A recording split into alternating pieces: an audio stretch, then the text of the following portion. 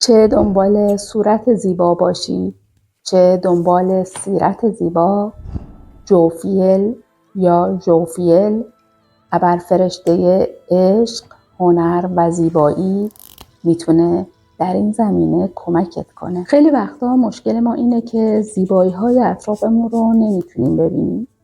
چه زیبایی‌هایی که در طبیعت وجود داره، چه زیبایی‌هایی که در سایر موجودات زنده، چه زیبایی‌هایی که حتی در هم نوعان خودمون و انسان‌هایی که اطراف ما وجود دارن. دیدن زیبایی هنره. میتونیم از این ابرفرشته درخواست کنیم که به ما کمک کنه زیبایی‌های اطرافمون رو ببینیم.